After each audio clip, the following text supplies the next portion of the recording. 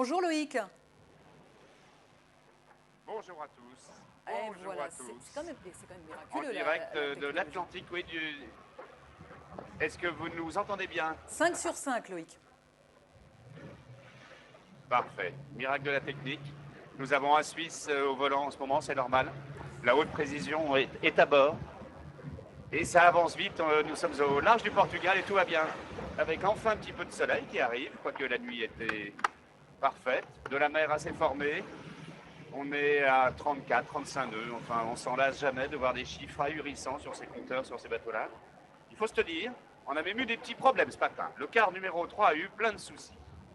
Jean-Baptiste Levaillant à l'avant dans un endroit réservé à une personne seule a eu un souci catastrophique parce que ça bouge énormément. Puis Florent Chastel, en train de préparer la nourriture à bord, a fait renverser la moitié de ses petites nourritures dans la cuisine. Et enfin, Kevin Escoffier, votre serviteur qui est là, qui tient la caméra, galère depuis 3 heures à ce que nous puissions parler dans de bonnes conditions techniques. Tout a été résolu, tout va bien. Quelles sont les conditions qui vous attendent pour les prochaines heures Loïc? Alors, du vent qui va mollir. On a eu du vent vraiment depuis le départ, pas mal.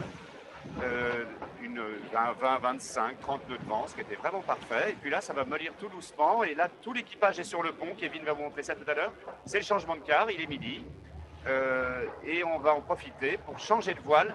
Pour l'instant, à l'avant, on a la plus petite voile, le plus petit Jenaker, le string, on l'appelle. Et on va le changer par le Jenaker médium, avec lequel on va aller tout près du nord des Canaries, puis empanner en début de nuit, dans une douzaine d'heures. Et enfin, on changera encore pour une voile un peu plus grande demain matin. Vous parlez d'empannage, vous avez empanné à plusieurs reprises, je crois, la nuit dernière, dans des conditions plutôt musclées. Un petit peu, mais pas, ça s'est pas mal passé. On a fait un empannage au large, le premier dans un vent assez mollissant, donc il n'y a pas eu de souci particulier. Puis un autre en pleine nuit noire le long des côtes portugaises, mais heureusement en utilisant une jolie vague en surf. Et puis on fait un autre en fin de nuit, et puis voilà, oui, ça en panne, mais ça, attention, il est vrai que la manœuvre de l'empannage sur un bébé comme Banque Populaire est quelque chose qui se prépare évidemment longtemps à l'avance, il y a beaucoup de choses à faire, il faut dérouler tout un processus, mais rien oublier bien sûr de nuit, ça se passe parfaitement bien, et puis il y a pas mal de force physique à développer bien sûr pour reborder ce grand Jenaker. Et l'essentiel de l'angoisse d'un empannage, c'est plutôt les fameuses lattes de la grande voile, comme sur une voile de jonc. Nos lattes sont plus en bambou depuis longtemps, mais on y fait attention. On regardait, avec tous les gens présents ici à la Fédération française de voile, on regardait le moment du franchissement de la ligne de départ il y a 48 heures maintenant au large d'Ouessant, et on trouvait qu'il y avait une certaine décontraction. Apparemment, ça continue à l'heure actuelle à bord. Oui, oh, il y a une décontraction attentive, je dirais. À ces vitesses-là, on a la main. Regardez Thierry Chabadie juste à côté de moi, à la main sur l'écoute. Ça, c'est l'écoute de Jenaker. Il ne la quitte pas. Et quand ce ne sera pas lui, ce sera un autre. Il faut avoir confiance. Et c'est notre cas, en fait. On a confiance les uns dans les autres. On a confiance dans les capacités de tous les barreurs. Parce que l'erreur n'est presque pas tolérable sur ce bateau-là, tout simplement. On peut vite fait accélérer un petit peu trop fort, faire enfourner le bateau et que ça se termine en catastrophe. Mais comme la confiance règne, la bonne ambiance règne évidemment.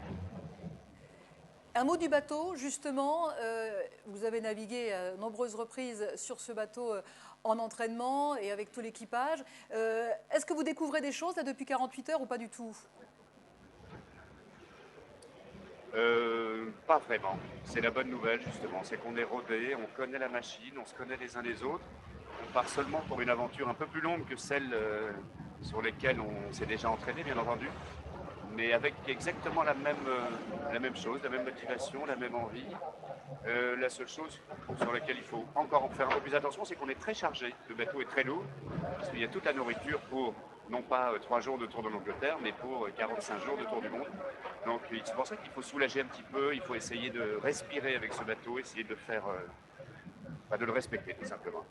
Ce trophée Jules Verne, Loïc, ça fait des années que vous y songez, puisque même au départ, il y a pratiquement 20 ans, vous faisiez partie de ce comité qui a créé ce record.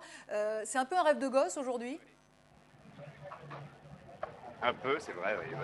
C'est d'autant plus exaucé que je suis un enfant presque trop gâté, je trouve, d'arriver avec un jouet déjà existant En fait, ce rêve-là, il est assez fascinant. Le rêve de tous les marins, d'ailleurs, c'est souvent, ça part d'une page blanche, ça part d'un bouquin, ça part d'une idée, et puis après, ce sont des années d'efforts pour construire, concevoir, vendre un projet, le partager avec d'autres, et puis enfin être sur l'eau.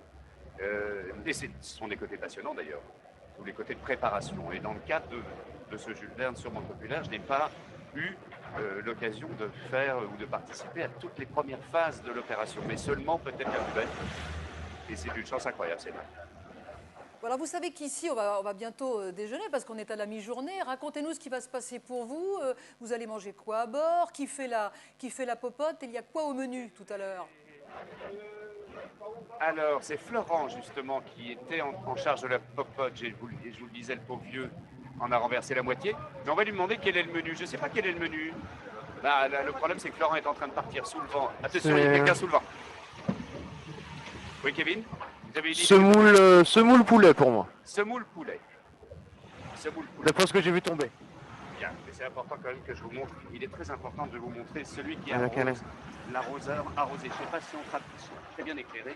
Ça va être un peu en contre-jour normalement. Mais sans Kevin Escoffier, qui est notre opérateur officiel, vous n'auriez pas d'image. C'est important. Et j'essaye, alors je suis en stage un petit peu, il essaye de m'expliquer comment ça marche pour le soulager, parce que c'est un boulot assez incroyable. On va essayer de faire une petite image extérieure, oui. Ouais.